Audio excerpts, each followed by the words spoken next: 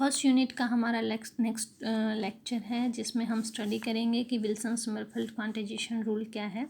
अब तक आपने पढ़ा है कि दो तरह के क्वांटाइजेशन रूल आपने पढ़े होंगे, प्लैंक्स क्वांटाइजेशन ऑफ एनर्जी और Bohr quantization of angular momentum. Planck's quantization of energy क्या है कि जो एटॉमिक ऑसिलेटर आपका फ्रीक्वेंसी रेडिएट करता है वो फ्रीक्वेंसी वही पॉसिबल है जिसमें एनर्जी जो है integral multiple of H new हो या एच न्यू प्राइम, जैसे कि मैंने यहाँ पे फ्रीक्वेंसी को न्यू प्राइम से डिनोट किया है, तो एनर्जी जो है integral multiple of H new prime हो। बोर्स क्वांटाइजेशन रूल आपको बहुत अच्छी तरह से पता है कि क्या होता है कि वही ऑर्बिट पॉसिबल होंगे जिनका angular momentum integral multiple of H cut होगा। तो ये दो क्वांटाइजेशन रूल हमें पहले से ही पता है। तो विल्सन समरफेल्ड ने क्या किया, इन क्वांटाइजेशन रूल को जनरलाइज कर दिया। उन्होंने कहा कि ऐसा कोई भी फिजिकल सिस्टम जिसके कोऑर्डिनेट पीरियोडिक फंक्शन हो टाइम के, तो वहाँ पे एक क्वांटम कंडीशन एग्जिस्ट करेगी कि close integral over P I D Q I equal to N I H होगा, जहाँ पे डी जो क्यू आई है वो कोई भी एक कोऑर्डिनेट है और पी आई उसके एसोसिएटेड मोमेंटम है और एन आई आपका कोई भी क्वांटम नंबर है, यानी कोई भी इंटीजर वैल्यू इसकी होगी। तो किसी भी फिजिकल सिस्टम में अगर coordinate periodic function of time हो तो ये क्वांटम कंडीशन वहाँ पे एग्जिस्ट करेगी। तो ये जनरलाइज फॉर्म है। आप देखते हैं कि इस फॉर्म से हम यहाँ पर कैसे पहुँचते हैं और इस फॉर्म से हम यहाँ पर कैसे पहुँचते हैं। तो पहला डेरिवेशन देखते हैं, derivation of Planck's quantization of energy.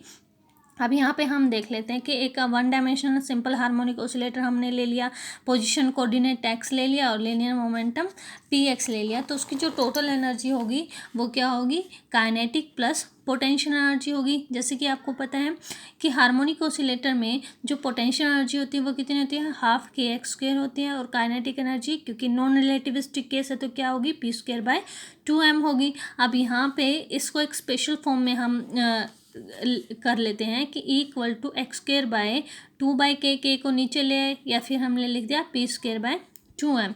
अब अगर आप ई को इस तरफ ले आएँ तो ये इक्वेशन इसमें रिड्यूस हो जाएगी, और ये इक्वेशन को अगर आप इलिप्स की इक्वेशन के साथ कंपेयर करते हैं, जो कि आपको पता है X square by A square plus Y square by B square equal to 1 होती है।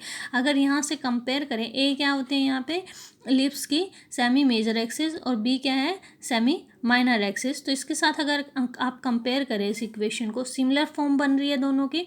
तो ए क्या आ गया आपका √2e/k और बी आ गया √2me। ठीक है। अब यहाँ पे देखिए ये एक इलिप्स बन गया, जो आपकी एक्स एक्सिस है वो रिप्रेजेंट कर रही है एक्स कोऑर्डिनेट को, वाई एक्सिस मोमेंटम कोऑर्डिनेट को रिप्रेजेंट कर रही है। तो इस इलिप्स का close integration P X D X क्या होगा, एरिया ऑफ द इलिप्स, और एरिया ऑफ इलिप्स क्या होता है, pi semi into semi major axis into semi minor axis. अब यहाँ पे ए और बी की वैल्यू पुट कर दीजिए जो हमने यहाँ पे निकाली थी। अगर ये वैल्यू पुट करते हैं तो ये इंटीग्रल जो आएगा हमारा 2πe/√k/m आ जाएगा। जैसे कि आपको पता है कि हार्मोनिक ऑसिलेटर के केस में जो फ्रिक्वेंसी होती है वो हमारी होती है 1/2π√k/m। तो अगर इस वैल्यू को हम न्यू प्राइम से रिप्रेजेंट कर दें, फ्रिक्वेंसी से रिप्रेजेंट कर दें, तो ये इंटीग्रल की वैल्यू हमारी e/न्यू के इक्वल हो जाएगी। और जैसा कि विल्सन समरफेल्ड क्वांटाइजेशन रूल के अकॉर्डिंग हमें पता है कि ये इंटीग्रल किसके इक्वल होता है, NH के इक्वल होता है। अब इन दोनों इक्वेशन को अगर कंपेयर करें ये और ये, तो हमारा e/न्यू इक्वल टू NH आ गया, यानी एनर्जी जो निकलेगी रेडिएट होगी वो integral multiple of H new होगी। यानी कि हमारे जो इलिप्टिकल ऑर्बिट जो बन रहे हैं उनका हर एक का एरिया किसके इक्वल होगा, H के इक्वल होगा। आइए नेक्स्ट डेरिवेशन देख लेते हैं, derivation for bore quantization of angular momentum. जैसे कि अगर आप ले लें कि आपके जो ऑर्बिट है, बोर का ऑर्बिट सर्कुलर ऑर्बिट उन्होंने कंसिडर किया था, उनके किसी भी एक पॉइंट को अगर पोलर कोऑर्डिनेट में रिप्रेजेंट करें, आर और थीटा के फॉर्म में रिप्रेजेंट कर रहे हैं, तो जो मोमेंटम उसके साथ एसोसिएट करेंगे वो दो मोमेंटम होंगे, एक रेडियल और एक आपका एंगुलर कंपोनेंट होगा। तो पी आर रेडियल के अलोंग जो मोमेंटम होगा पी आर से रिप्रेजेंट करेंगे वो किसके इक्वल होगा, एम वी, या फिर कहीं mr डॉट, या फिर कहीं m/dt। एक मोमेंटम हमारा ये आ गया। दूसरा मोमेंटम जो थीटा कंपोनेंट के कोरस्पॉन्डिंग होगा पी थीटा, वो किसके इक्वल होगा, mr² ओमेगा के इक्वल होगा, और ओमेगा को आप थीटा डॉट या डी थीटा बाई dt लिख सकते हैं। पी थीटा आपका कांस्टेंट रहेगा क्योंकि सिस्टम आपका आइसोलेटेड है, तो पी थीटा कांस्टेंट रहेगा, क्योंकि आप सर्कुलर ऑर्बिट की बात कर रहे हैं तो आर सेम रह रहा है तो D R by D T zero होगा, इसलिए आपका पी आर क्या आ गया, जीरो आ गया। पी आर जीरो आ गया, सिर्फ किसका कंट्रीब्यूशन रह गया, पी थीटा का। अब जैसे कि आपने समरफेल्ड क्वांटाइजेशन रूल में पढ़ा था, P I D Q I N I H होता है, तो यहाँ पे पी आई की जगह क्या है, पी थीटा है हमारा, तो पी थीटा डी थीटा किसके इक्वल होगा, एन एच के इक्वल होगा। Because P theta is constant due to isolated system, तो यहाँ पे इसका डी थीटा का क्लोज इंटीग्रेशन कितना हो जाएगा, पूरे सर्कल पे थीटा कितना जाता है, 2 पाई जाता है, तो 2 pi P theta is equal to N H and P theta is equal to N H by 2 pi. इसलिए या फिर आप पी थीटा को क्या लिख सकते हैं, क्योंकि एंगुलर मोमेंटम है तो रिप्रेजेंटेशन हम किससे करते हैं, एल से, तो L is equal to N H by 2 pi. और यही हमने बोहर क्वांटाइजेशन रूल में पढ़ा था कि वही ऑर्बिट आपके पॉसिबल हैं जिनका angular momentum N H by 2 pi हो।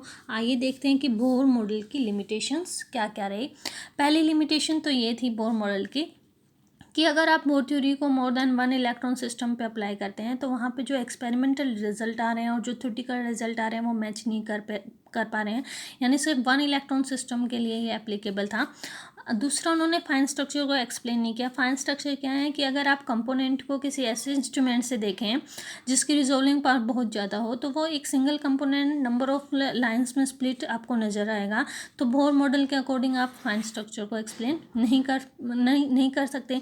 नेक्स्ट जो लिमिटेशन थी उन्होंने नहीं बताया कि रिलेटिव इंटेंसिटी क्यों जो है आपकी स्पेक्ट्रल लाइन की वो अलग अलग होती है। जैसे कि कोई स्पेक्ट्रल लाइन आपको बहुत इंटेंस दिखती है, कोई आपको डल दिखती है, तो ऐसा क्यों होता है कि क्या रीज़न है कि उनकी जो इंटेंसिटी है वो इक्वल ना होकर डिफरेंट होती है। नेक्स्ट जो पोस्टुलेट उन्होंने कंसिडर किए वो आर्बिट्रेरी है, उनका कोई भी उन्होंने प्रूफ नहीं दिया।